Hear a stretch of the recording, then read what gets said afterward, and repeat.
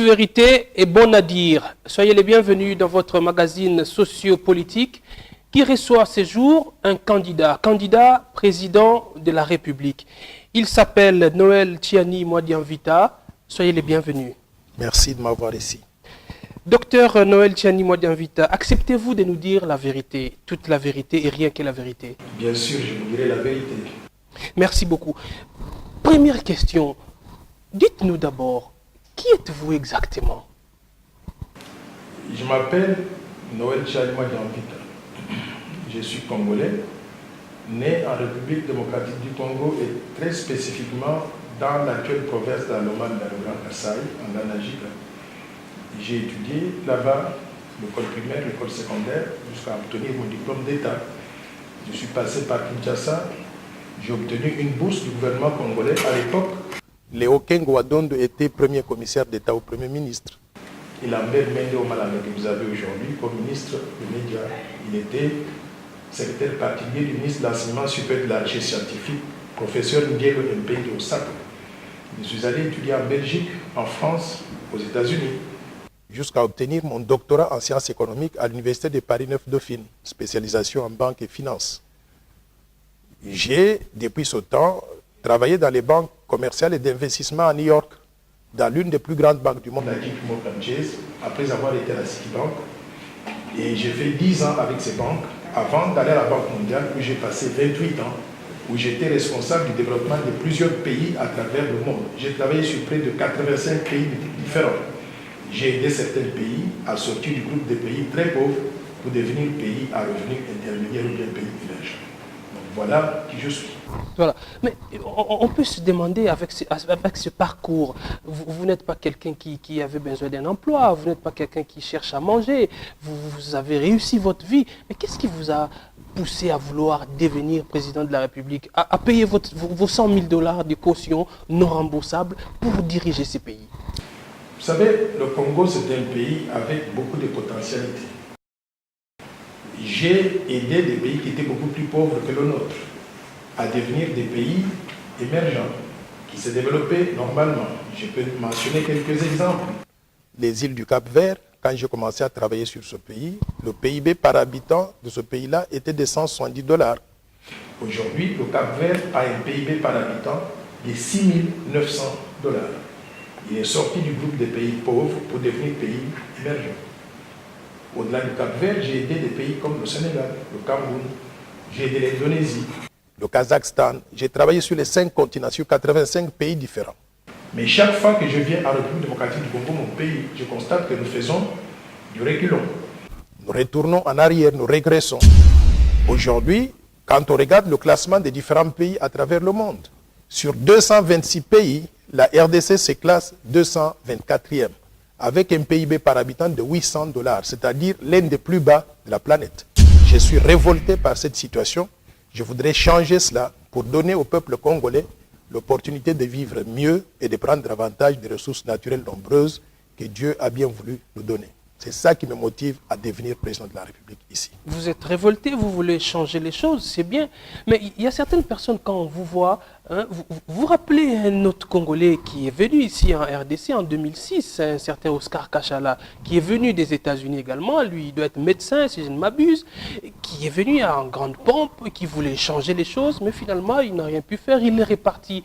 Vous qui venez de l'étranger, c'est vrai que vous êtes né ici en RDC, mais vous avez travaillé pendant longtemps à l'étranger. Pourquoi devrions-nous vous faire confiance?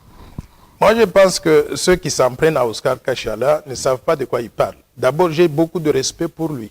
C'est un médecin de premier rang, formé dans l'une des meilleures universités de la planète, Harvard, et qui était venu au Congo pour aider son pays à sortir du marasme dans lequel on se trouve aujourd'hui. Oscar Kachala n'est pas responsable de la mauvaise gouvernance qui nous a amenés dans la situation actuelle. Il a essayé, ça n'a pas marché. Il a commis des erreurs. Je l'ai rencontré aux États-Unis pour comprendre qu'est-ce qu'il a fait, qu'est-ce qui lui est arrivé. Et j'ai appris beaucoup de choses. Entre autres, beaucoup de gens ne savent pas que le fils d'Oscar Kachala, âgé de 29 ans, était mort pendant qu'il était en campagne ici, qui ne pouvait pas être déstabilisé par un événement comme ça dans une famille. Je voudrais lui rendre hommage pour avoir été le précurseur, pour nous qui sommes dans la diaspora, d'avoir tenté à pouvoir reprendre le contrôle du pays il n'a pas réussi. Je vais corriger les erreurs d'Oscar Kachala. Je vais aller tout droit jusqu'à la présidence de la République. Et quand je vais gagner, je vous informe qu'Oscar Kachala, je vais l'appeler pour faire partie de mon gouvernement. Pourquoi? Parce que c'est l'une des meilleures têtes que nous avons en République démocratique du Congo. Donc, il faut le respecter au lieu de pouvoir se moquer de lui et de penser qu'il a mal fait parce qu'il n'a rien fait donc de mauvais. Il a tenté de prendre le pouvoir ici, ça n'a pas marché. Je vais corriger cela et je vais le faire venir après, tout comme je ferai venir beaucoup d'autres Congolais dans la diaspora, mais également des Congolais qui sont ici sur le plan intérieur, qui sont de très bonne qualité, pour que nous fassions une meilleure équipe afin de gérer le Congo, sortir donc des difficultés que nous avons aujourd'hui. Mais évidemment, vous parlez de cette diaspora qui aujourd'hui, on doit le dire, hein, on dirait hostile aux dirigeants actuels et même à d'autres couches de la société, de la population, notamment nos musiciens. Ils sont plus permis de jouer à l'étranger parce que la diaspora les accuse d'être des mèches avec les pouvoirs, ainsi de suite. Est-ce que vous allez pouvoir convaincre ces Congolais de l'étranger? Vous savez, j'ai l'avantage d'être de la diaspora et aujourd'hui je suis un Congolais de l'intérieur. Je voudrais être donc le pont entre les deux. Pourquoi? Parce que je considère que pour que le pays puisse se développer, nous devons réconcilier notre population. Je voudrais que la population congolaise de la diaspora soit bien acceptée en République démocratique du Congo, tout comme les Congolais de l'intérieur puissent vivre en bonne harmonie avec ceux qui sont donc de la diaspora. Quand je serai président de la République, il y aura des programmes spéciaux pour qu'il y ait donc cette bonne relation entre les deux couches de la population congolaise, entre les Congolais de l'intérieur et de la diaspora, pour que nous puissions nous réconcilier. Et commencer à consacrer nos efforts communs au développement de la République démocratique du Congo au profit de tout le monde. Voilà, vous dites que vous avez aidé beaucoup de pays à se développer, entre guillemets, à aller de l'avant, mais dites-nous la vérité, est-ce que vous connaissez vraiment le Congo? Avez-vous déjà circulé en République démocratique du Congo? Vous savez, je vous ai dit que j'étais né en Ngandajika. En Ngandajika, qu'est-ce que j'ai connu dans mon enfance? Je connais la misère. On n'a pas d'eau, on n'a pas d'électricité, on n'a pas de services de télécommunications, on n'a pas de route. On vivait dans une insécurité généralisée. Je peux vous dire aujourd'hui que Ngandajika n'est pas différent de Kindu Maniema, n'est pas différent de Butembo, n'est pas différent de Bunia, de Boma ou d'un peu partout de la République démocratique du Congo. J'ai vécu là-bas jusqu'à la fin de l'école secondaire. Et chaque fois que je viens ici en République démocratique du Congo, je ne me limite pas à Kinshasa. Pour préparer le plan Marshall qui constitue ma vision de développement aujourd'hui, j'ai fait le tour de plusieurs provinces. Je suis allé au Bandundu, j'ai été au Katanga, j'ai été dans la province donc, du Bas-Congo, ainsi de suite. Donc, je connais ce pays parfaitement bien. Et je vous informe aussi que je suis un spécialiste du développement. Je suis habitué à aller dans un coin pendant 2 semaines et étudier sérieusement ce coin pour connaître quels sont les défis que la population de ce coin-là rencontre. Donc, quand j'arrive en RDC, sachez que je suis un spécialiste de la RDC. Vous savez quoi? J'ai fait une thèse de doctorat sur la République démocratique du Congo. En plus de la thèse de doctorat, j'ai publié 5 livres sur la République démocratique du Congo. Si j'étais un occidental, on m'aurait appelé expert en RDC. Mais je suis Congolais, né en RDC, qui connaît la RDC de première main, qui a écrit des livres sur la RDC. Je connais ce pays mieux que quiconque. Donc, faites-moi confiance. Je comprends la RDC, je connais les défis de développement auxquels nous devons faire face et je ferai en sorte que nous puissions trouver des solutions durables à ces défis de développement au profit de tous les Congolais. Vous connaissez bien la RDC, mais on dirait qu'il n'y a aucune trace de vous dans même l'histoire récente du pays. Non, c'est que beaucoup de personnes ne savent pas ce que j'ai déjà fait pour mon pays. Je vous informe qu'en 1997, le président de l'époque, M. Laurent Désiré Kabila, m'avait appelé pour aider à concevoir la monnaie congolaise, le franc congolais que nous avons en circulation jusqu'à aujourd'hui. Quel était mon rôle à l'époque?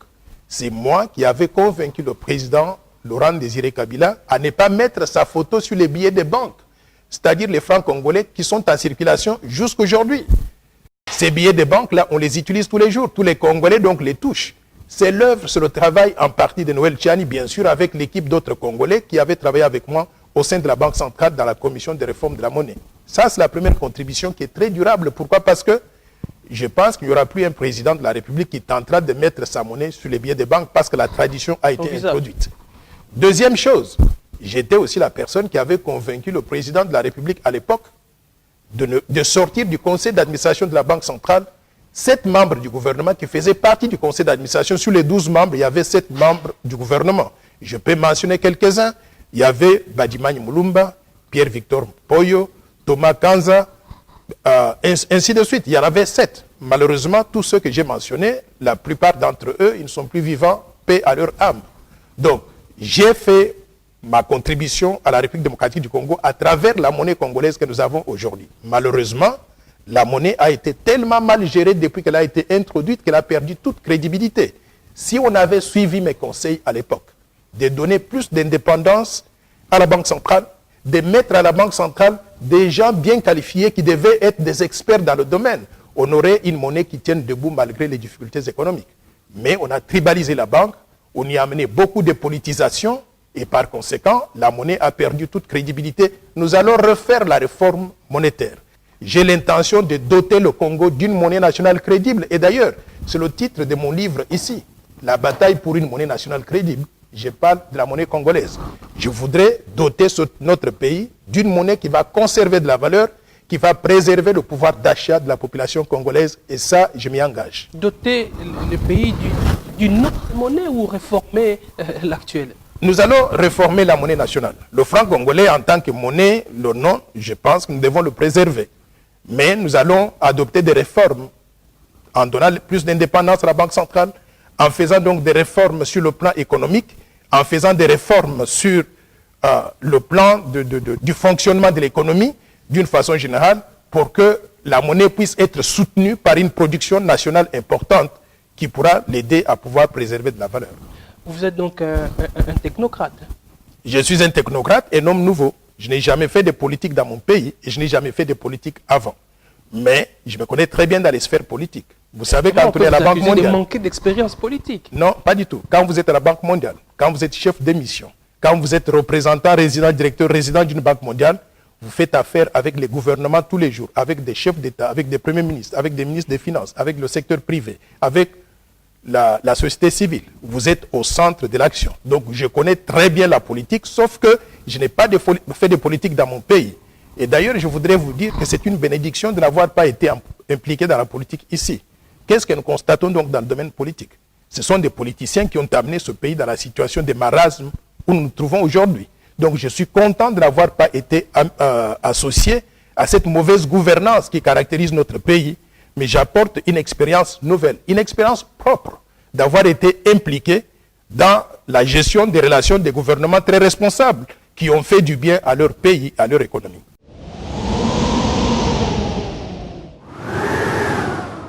Vous n'avez pas de parti politique à proprement parler, mais vous avez créé une sorte de plateforme.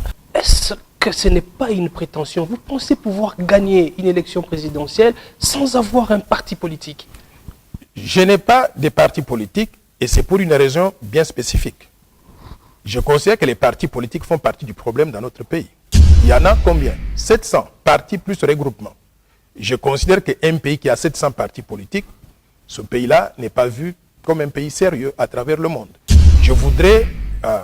J'ai créé avec la participation de plusieurs compatriotes un regroupement qui s'appelle la Force du Changement, mais je me présente aux élections présidentielles en tant qu'indépendant qui sera soutenu par la Force du Changement, mais également on fait appel à d'autres partis politiques existants, à des regroupements politiques existants, à des associations professionnelles, aux Congolais ordinaires, à pouvoir soutenir ma candidature, mais surtout soutenir ma vision pour le développement du Congo. C'est ça qui doit être l'élément important, le projet de société. Nous avons une vision de développement qui a l'ambition de pouvoir sortir le Congo du sous-développement pour en faire un pays émergent à l'espace de 15 ans.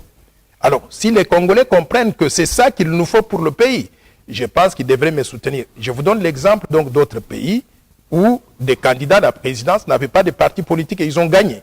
Je vous invite à regarder le modèle français. M. Macron n'a jamais été chef de parti politique. Il a créé son mouvement qui avait un projet de société. Il a fait appel au peuple français et il a gagné les élections et il dirige aujourd'hui la France. Nous avons une vision de développement, un projet de société qui peut sortir le Congo de la situation actuelle, créer des emplois pour tout le monde, sécuriser tout le monde, que les gens soient de la majorité, de l'opposition ou de la société civile.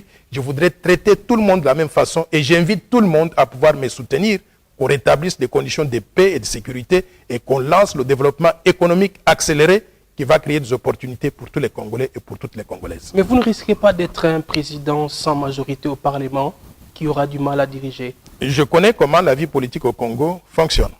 vous allez voir que d'abord, l'une des choses que je voudrais faire une fois que je suis président de la République, c'est réformer la vie politique.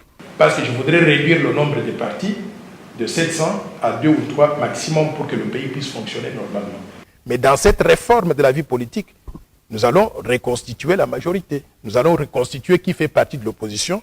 Et dans ce processus-là, je vais pouvoir me faire une majorité au Parlement pour que nous puissions gérer le pays avec beaucoup d'assurance. Votre plan Marshall, qui va s'étendre sur 15 ans. Bon, quand on considère qu'un président a...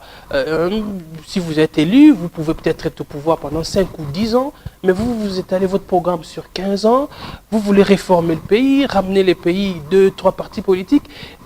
Qu'est-ce que vous allez faire de notre constitution? Est-ce que vous respecterez vraiment les 2 mandats constitutionnels?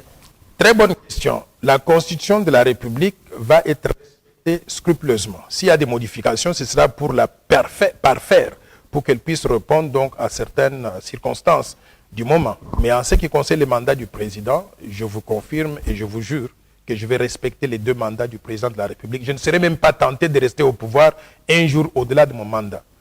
Maintenant, la vision de développement que je propose, c'est une vision réaliste pour régler les problèmes du sous-développement. Et je me suis posé la question de savoir, ça prendra combien de temps pour arriver à réaliser les résultats tels que créer de l'emploi pour tout le monde, mais sortir le Congo du sous-développement pour qu'il puisse devenir un pays à revenu intermédiaire ou bien un pays émergent. J'ai estimé cela à 15 ans. Et il y a des actions à mener, telles que la construction des grandes infrastructures de base, construire donc les routes, les autoroutes pour relier tout l'intérieur du pays, lancer un grand programme d'industrialisation accélérée de la République démocratique du Congo pour que l'économie puisse tourner normalement, pour que nous puissions transformer localement certaines de nos matières premières en produits finis, produits semi-finis. Par exemple, utiliser le coltan congolais pour produire les iPads, les iPhones, les ordinateurs congolais à exporter à travers le monde, ou bien aussi utiliser le cobalt congolais pour produire les fils électriques, mais aussi pour produire les batteries électriques qui sont utilisées par les voitures électriques qu'on va vendre à travers le monde. J'ai estimé que nous pouvons faire tout cela en 15 ans. Mais je ne serai pas nécessairement au pouvoir après 10 ans. Ce que nous devons faire, c'est travailler en équipe pour que ceux qui vont travailler avec moi puissent continuer le programme, la vision de développement que nous avons quand je ne suis plus en position de me présenter aux élections présidentielles. Je voudrais aussi vous donner un exemple concret. Vous voyez la ville de Paris, elle est très bien construite, mais elle a été conçue par un individu qui avait la vision de construction d'une ville moderne. Ce monsieur-là s'appelle le baron Haussmann. Quand il a conçu son plan de construction de Paris, il a commencé à travailler lui-même donc à la mairie de Paris pendant quelques années. Et il est parti. Il y a d'autres personnes qui se sont mis à mettre en œuvre le plan de construction de Paris. Il continue jusqu'à aujourd'hui d'ailleurs. Donc une vision de développement doit être quelque chose donc, qui vise le long terme et non pas simplement coïncider avec les mandats présidentiels. Voilà. Avant que nous entrions peut-être dans le plan Marshall à proprement parler, mais dites-nous d'abord, vous êtes de quel camp finalement? Êtes-vous de l'opposition? On peut vous considérer comme un opposant? Je suis un opposant parce que je n'ai jamais fait partie de la majorité ici. Je n'ai jamais travaillé avec le pouvoir en place. Et je considère que ce pouvoir en place a coûté trop de choses à notre pays. Ça a coûté des vies humaines à notre pays. Vous connaissez l'histoire des massacres, des fosses communes que nous avons trouvées à travers donc, le pays. C'est une responsabilité que le pouvoir en place, le régime en place doit pouvoir assumer. Sur le plan de la gestion économique, de la gouvernance, nous sommes considérés comme étant l'un des pays les plus corrompus du monde. Moi, je ne peux pas faire partie donc d'un tel groupe de personnes. Donc, j'ai toujours critiqué cela et j'ai toujours considéré que le Congo peut offrir au monde et à la population congolaise mieux que ce que nous avons aujourd'hui. Donc, je suis de l'opposition parce que je ne fais pas partie de la majorité, mais j'ai fait appel à tout le monde, à l'opposition, mais aussi à la société civile et même à ceux qui sont de la majorité à soutenir ma candidature parce que je considère qu'elle peut être salvatrice pour notre pays. Vous êtes de l'opposition parce que vous n'êtes pas de la majorité, mais on ne vous voit presque pas dans des rassemblements de l'opposition. Quand les principaux leaders se mettent ensemble pour faire des déclarations communes, tout ça, on ne vous voit pas. Jean-Pierre Bemba était ici, on ne vous a jamais vu à côté de lui. Les Mouzito, les restes, pourquoi vous évoluez seul? Vous savez, on ne doit pas définir l'opposition comme étant une activité ou deux. Beaucoup de personnes savent que j'ai été pendant très longtemps très proche d'Étienne Tshisekedi de son vivant. Il n'y avait pas quelque chose qu'il faisait sans pouvoir m'appeler, sans que nous puissions en parler. Donc j'étais très proche de lui et j'étais l'une des rares personnes qui allait le voir régulièrement à Bruxelles, qui lui ai présenté donc ce plan de développement qu'il avait d'ailleurs endossé. Donc maintenant, je viens d'arriver à Kinshasa. quand je débarque à Kinshasa, j'ai rencontré quelques leaders de l'opposition. Je ne fais pas de bruit comme tous les autres. Moi, je ne fais pas la politique folklore. Je suis allé voir certains leaders de l'opposition, tels que Martin Fayoulou. On a échangé très calmement et nous avons convenu de certaines actions à mener ensemble. Quand je suis arrivé, j'ai reçu aussi ici quelques leaders de l'opposition, tels que les Ndondo Boni, les Monique Mokuna et consorts. Ils sont tous venus me voir. Nous sommes allés d'ailleurs à la Maison de France. On a échangé sur la désignation du candidat commun et consorts. Bon, quand Jean-Pierre Bemba est arrivé, j'avais souhaité que nous puissions nous rencontrer, mais j'ai compris qu'il n'a eu que quelques temps à Kinshasa. Je n'étais pas invité pendant qu'il était ici pour que nous puissions nous entretenir. Mais je l'ai appelé hier. Je n'ai pas parlé avec lui. J'ai laissé le message. J'espère qu'il va me rappeler. Je maintiens d'excellentes relations avec lui. J'ai dû recevoir ici les gens de M. Kamere et ils ont promis de pouvoir organiser la rencontre avec Kamere que j'ai déjà rencontré plusieurs fois avant. Donc, je suis ouvert à tous les leaders de l'opposition. J'avais rencontré à mon dernier passage à Kinshasa, F. Bazaïba, et aussi donc Félix Tshisekedi. Donc, je les vois quand je peux. Mais s'il y a des activités auxquelles je ne suis pas invité ou bien je ne suis pas informé de l'existence de ces activités, je ne peux pas y aller. Donc, c'est ça qui est arrivé. Mais je suis ouvert à rencontrer tous les leaders de l'opposition pour que nous puissions ensemble désigner un candidat commun qui va nous représenter valablement lors des élections présidentielles prochaines et j'espère que je serai ce candidat commun. Justement, c'est la question que je voulais vous poser. Est-ce que vous êtes prêt aujourd'hui, si vous êtes convaincu par un programme d'un autre candidat de l'opposition, à vous placer derrière lui pour le soutenir? J'ai toujours dit que j'ai proposé au peuple congolais le plan Marshall de Noël Tchani pour la reconstruction de la RDC. Ce plan est très ambitieux et a l'intention et a l'ambition de sortir le Congo du sous-développement pour en faire un pays émergent à l'espace de 15 ans. Et nous avons des actions bien spécifiques, bien précises. Je maîtrise ces actions-là parce que mon travail que je faisais tous les jours, je suis spécialiste du développement. Je l'ai fait ailleurs et j'estime que je peux le faire mieux, même pour mon pays. Maintenant, s'il y a d'autres candidats avec d'autres projets de société qui sont meilleurs que le mien, je pourrais m'incliner. Mais je demande aussi la même chose aux autres. C'est-à-dire que si mon projet est le meilleur de tous les projets existants, je demande aussi que les autres puissent s'incliner derrière moi, que nous puissions faire une équipe commune, une équipe capable de pouvoir redresser le Congo, une équipe qui ressemble à ce que j'appelle les léopards congolais, pour que nous puissions sortir ce pays du marasme économique dans lequel on se trouve et en faire un meilleur pays qui pourra profiter à tout le monde. Et si on vous dit, nous on a toujours été au Congo, on s'est battu contre les régimes en place, on ne peut pas vous laisser prendre le devant, vous devez être derrière quelqu'un. Mais ça, ce n'est pas un argument, parce que moi, là où j'étais, il faut savoir que j'ai travaillé dans une institution internationale, c'est une institution où le Congo est actionnaire. Le Congo est actionnaire dans la Banque mondiale. Ce que j'ai fait, je l'ai fait aussi au nom du peuple congolais. Je me suis battu beaucoup là-bas au nom du peuple congolais, mais pour se battre pour le peuple congolais, on ne doit pas nécessairement être ici, être dans la rue.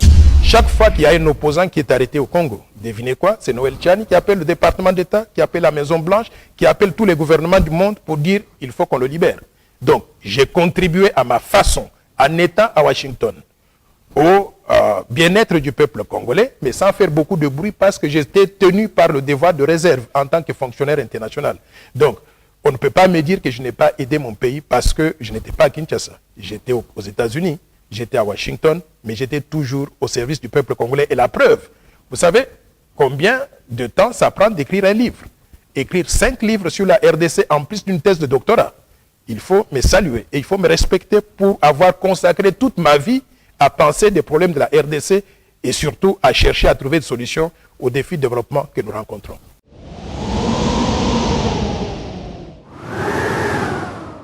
La Cour constitutionnelle a finalement confirmé la décision que la CENI avait prise sur certains candidats de l'opposition, notamment Jean-Pierre Bemba, Adolphe Muzito, qui sont définitivement écartés de la course à la présidentielle. Comment avez-vous reçu cette nouvelle? Bon, je n'avais pas accès aux données, aux dossiers que la CENI avait et que la Cour constitutionnelle avait sur chacun de nous, sur chacun des candidats. J'aurais souhaité que cette élection présidentielle soit la plus compétitive possible et que tous ceux qui estiment qu'ils peuvent être des présidents de la République, qui ont postulé, soient autorisés à se présenter.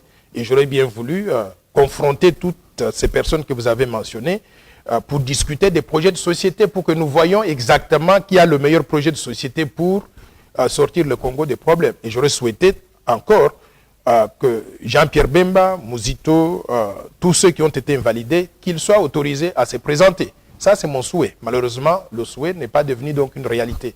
Ce que j'estime à ce stade ici, c'est que même s'ils ont été invalidés, je les invite tous à ce que nous puissions nous retrouver ensemble. Ce sont des leaders importants de notre communauté. Et nous devons ensemble encore peaufiner les projets de société. Je leur présente le plan Marshall, qu'ils puissent critiquer, qu'ils puissent ajouter, qu'ils puissent soustraire, et que nous puissions arriver à une vision de développement solide qui représente valablement donc l'opposition, et qu'on définisse les rôles de chacun de nous dans l'équipe pour que nous allions en équipe plutôt qu'en allant en ordre dispersé. Et nous allons, si nous sommes unis, même s'ils ont été invalidés et qu'ils font partie de notre équipe, si nous sommes unis, nous allons gagner la présidence de la République et nous allons gérer ce pays ensemble. Et encore une fois, je leur tends la main. Je les invite à venir avec nous pour que nous puissions constituer cette équipe solide-là. C'est Léopard congolais dont j'ai toujours parlé, pour que nous puissions conquérir le pouvoir, entrer dans le palais de la nation en tant qu'équipe, gérer donc le pays au profit du peuple congolais. Vous pensez comme certains que la CENI est instrumentalisée? Bon, il y a des actions que la CENI a menées qui soulèvent beaucoup de questions. Ça, il faut le dire. Et moi, je souhaiterais que la CENI puisse cesser d'être arrogante. Quand elle parle à la population congolaise ou bien aux leaders de l'opposition, il faut écouter. Par exemple, sur la question de la machine à voter.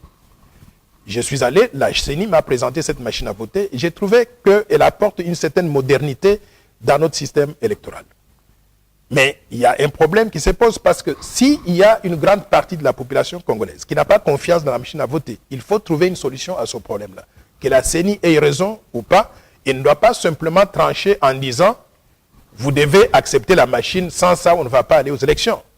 Moi j'ai proposé ceci. J'ai dit à M. Nanga, au président Nanga, je lui dis il faut qu'on se retrouve autour de la table, les leaders de l'opposition, la CENI, mais également les gens de la majorité présidentielle ou les gens de la société civile, qu'on puisse examiner un à un tous les éléments en suspens, une à une toutes les questions en suspens. Machine à voter, la question du fichier électoral, la question des témoins, la question de l'audit qui a été fait par l'Organisation internationale donc de la francophonie, et que de façon consensuelle, on arrive à un compromis. Mais une fois que nous avons un compromis, s'il faut utiliser la machine ou pas, que nous puissions signer un document et tout le monde sera tenu de pouvoir respecter ce document-là. C'est ça que je propose, qu'on trouve des solutions de façon consensuelle plutôt que d'imposer des solutions sur tout le monde. Et s'il n'y a pas d'explication, je pense que ça crée donc un malaise qui ne permet pas au pays d'aller dans les élections avec sérénité, en toute transparence. Certains de vos camarades de l'opposition pensent qu'il faut absolument écarter la machine à voter. Vous l'avez vu, certainement expérimenté, mais est-ce que vraiment vous pensez qu'on peut organiser la tricherie avec cette machine? Tout est possible, mais je dis aussi qu'il ne faut pas tout rejeter pour le plaisir de rejeter. C'est pour ça que je demande qu'on puisse avoir l'occasion de retourner en groupe à la CENI. Et moi et les leaders de l'opposition, et les leaders de la société civile, et même les gens de la majorité présidentielle, qu'on confronte la CENI, qu'elle nous fasse une démonstration une fois de plus, et qu'on examine ensemble des questions en suspens. Mais quand je retourne à la CENI avec mes collègues de l'opposition, je voudrais amener avec moi dans l'équipe des spécialistes des ordinateurs, des gens qui ont travaillé sur des systèmes électoraux avec les votes électroniques ailleurs, pour que ces gens-là puissent avoir accès à toute la machine, au logiciel, à l'unité centrale d'information, qu'ils puissent poser des questions et qu'ils puissent faire une évaluation technique qu'ils vont nous proposer par la suite en disant nous recommandons d'utiliser la machine ou de ne pas utiliser la machine. Mais jusqu'à ce qu'on le fasse, je souhaiterais que tout le monde puisse mettre de l'eau dans son vin. La CENI dit qu'elle peut écarter la machine à voter, mais les élections vont être encore allongées, on va avoir un autre délai. Mais elle dit qu'elle peut l'écarter, mais il faudrait que vous, la classe politique, vous assumiez devant les peuples. Oui, nous acceptons qu'on écarte la machine, mais nous acceptons également qu'on ait une certaine prolongation des élections. Il n'y a pas de négociation sur des choses comme ça. La CENI savait exactement qu'on avait un calendrier électoral qui appelait les élections pour le 19 décembre 2016. Ils ont eu des prolongations d'un an, deuxième année. Nous n'allons plus faire des prolongations encore. Le 23 décembre, on doit avoir des élections et tout le monde doit pouvoir commencer à parler d'autre chose, plutôt que de parler de l'organisation des élections. Maintenant, la CENI doit se débrouiller pour que nous puissions avoir les élections dans les délais qui sont impartis, dans le calendrier donc qui a été publié par eux-mêmes. Maintenant, ce que nous devons faire, c'est, entre maintenant et le 23 décembre, trouver des solutions aux problèmes qui se posent, trouver des solutions aux questions en suspens. Et je pense qu'il n'y a que la bonne volonté de tout le monde qui peut arriver à nous mettre autour de la table pour que nous trouvions des solutions de façon consensuelle. C'en est fini avec la première partie de ce magazine. Nous restons avec le docteur Noël Tiani Mwadianvita. Dans la seconde partie, nous allons essayer de décortiquer son programme, son plan Marshall pour développer la République démocratique du Congo. Nous allons parler de ça. Nous parlerons également de ses relations avec certains pays voisins de la République démocratique du Congo. Merci de nous avoir suivis. À très bientôt.